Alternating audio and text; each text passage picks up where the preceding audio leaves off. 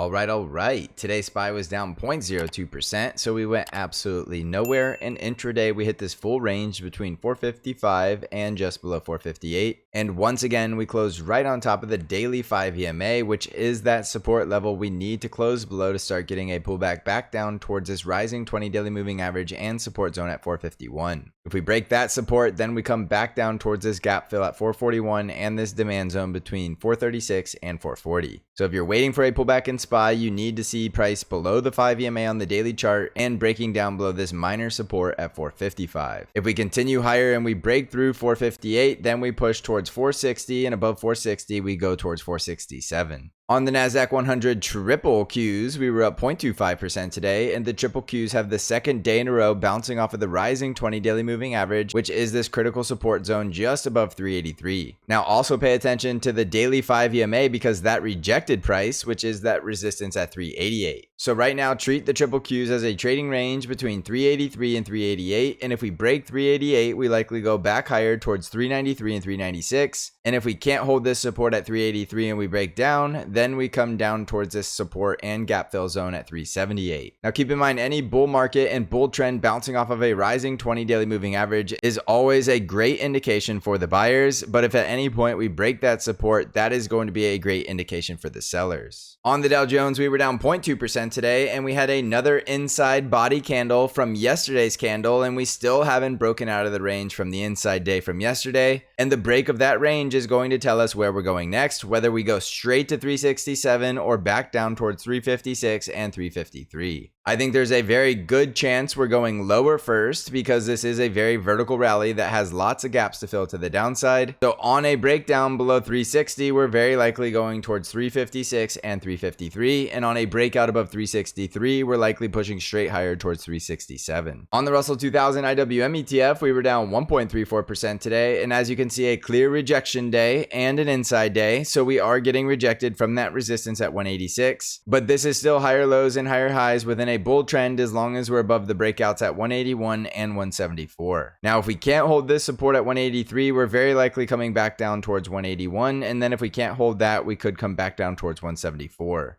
A bull breakout above 186 to 187 brings us higher towards the next price targets at 189 and 190. On the ARKK ETF, we were down 0.88% today, and ARKK is still struggling to break that gap fill zone, which was the price target just below 49. If we can break through that, then we go to 50.7 and then 52.3. But any rejection from here would likely bring us back down towards 45.7 and then 44.6. On the VIX, we were down 1.76% today as the VIX is still getting rejected below that negatively sloping 20 daily moving average, and it's right back down to the support zone right around 12.8. During a pullback in SPY, we should see the VIX spiking towards 15 and 16, but that's going to require some support lost in SPY. On Bitcoin, we're currently up 4.5%, and Bitcoin is still clearing through resistance zones. And today we did break through 42,000, and I told you the next price target was 44,500, and we're very close to hitting that target, and we're getting very similar volume as yesterday. Now we are getting very overextended outside that upper Bollinger Band, so at any point this rally could fade, and we could start to pull back towards the breakouts at 42,000 and 40,500.